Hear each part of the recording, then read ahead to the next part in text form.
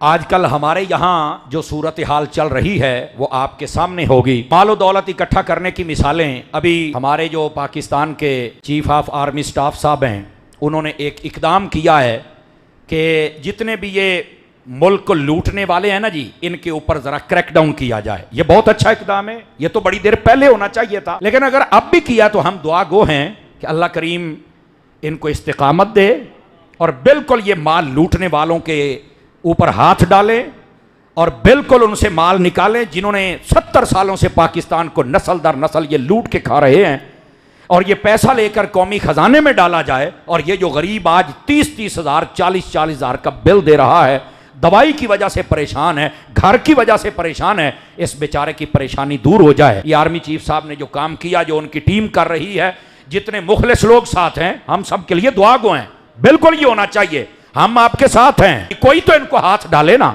ये बन के बैठ जाते हैं। सोने की बात हो तो माफिया बैठा है, पेट्रोल की बात हो जी माफिया बैठा है, डॉलर की बात जी माफिया बैठा है।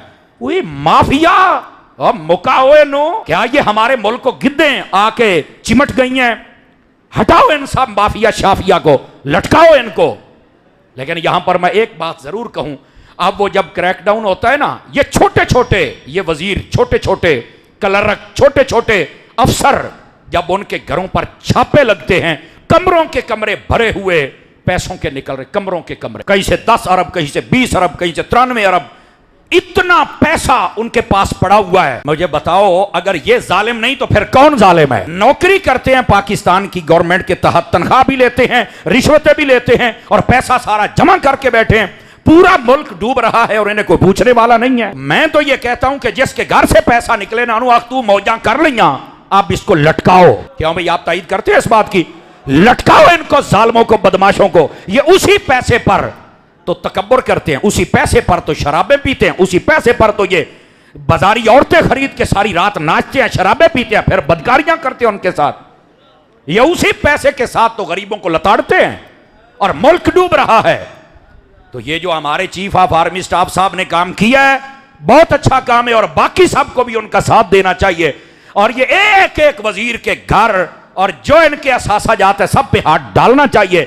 जो तुम्हारा अपने हलाल का है वो करो, जरा हराम का पैसा इकट्ठा किया दो वापस, मुल्क के खजाने को लूटते हो। और वो जो लूटने वाले लोग हैं, ये छोटे छोटे कीड़े मकौड़े, इनको ये रिवायत सुननी चाहिए।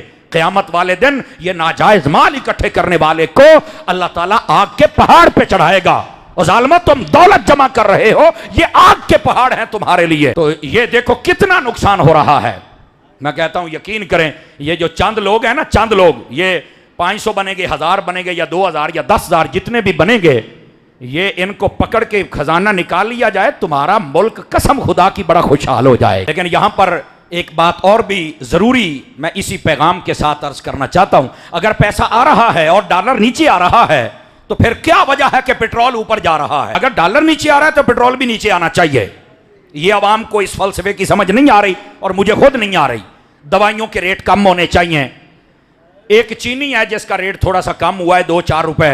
ये चीनी तो पहले ही थोड़ी खाते ने, शुगर के कुट्टे पे ने। तो अगर कम करना है तो आटे का रेट कम करें, सब्जियों का कम करें, दालों का कम करें, जो काम करने वाला है वो करें। तो ये पैगाम था हमारे उन इदारों के लिए, ये काम कर रहे हैं, अल्लाह इनको सलामतियां दे और ये काम करें। हम जितने गरीब लोग हैं ना जी, हमें तो है कि ये कोई गरीब सड़कों पे ना आए, भिखारी ना बने, टेंशन से ना मर जाए, दवाई से बेचारा ना खाने की वजह से ना मर जाए, भूखा ना मर जाए। तो हमें तो गरीबों के साथ है। तुहाडे बड़ियां दे चोचले की ने, हमें तो नहीं ना पता तुम्हारे चोचलों का। हम क्या जाने क्या तुम्हारे प्रोटोकॉल है, क्या तुम्हारी ये सारी चीजें, हमें किसी बात का नहीं पता। हमें तो है हुजूर के गुलामों से गर्ज, इनके लिए हम आवाज उठा रहे हैं। अल्लाह करीम मेरे मुल्क पर अपना फजल फरमाए, आमीन तो कह दीजिए हजरत।